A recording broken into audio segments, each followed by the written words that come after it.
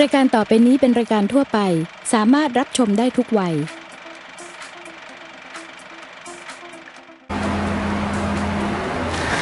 สวัสดีครับผมกล้วยปิ้งนะครับวันนี้มีความยินดีมากๆนะครับที่จะมานำเสนอผลิตภัณฑ์ดีๆนะครับให้กับท่านผู้มีเกียรติทุกท่านได้รับทราบเกี่ยวกับข้อมูลนะครับในส่วนของผลิตภัณฑ์ของน้ำว่านหางจระเข้นะครับซึ่งมีสรรพคุณที่ดีมากๆนะครับบอกได้เลยว่าหลายๆท่านนะครับได้ทานน้ำว่านนะครับ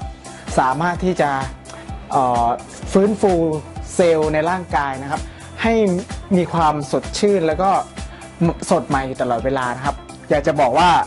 น้ำว่านนี่นะครับเป็นพันธุ์จากแอฟริกานะครับพันธุ์บาบาเดนซิสนะครับซึ่งมีสารอาหารมากกว่า200ชนิดนะครับคนที่มีปัญหาในเรื่องของโรคกระเพาะนะครับเป็นแผลในกระเพาะอาหารสามารถทานน้ำว่านตัวนี้นะครับบรรเทาได้นะครับหรือไม่คนที่เป็นโรคเบาหวานนะครับเป็นแผลเรื้อรังนะครับระดับน้ำตาลในเลือดนะครับไม่ปกติสามารถทานน้ำว่านแล้วทำให้ระดับน้ำตาลอยู่ในระดับปกติได้นะครับนอกจากนั้น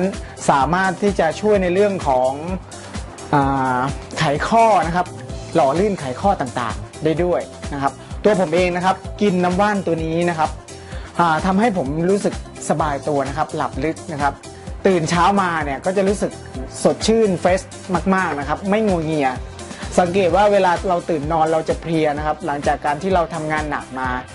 เช้ามาบางคนไม่อยากตื่นไปทำงานนะครับแต่กินตัวนี้บอกได้เลยว่า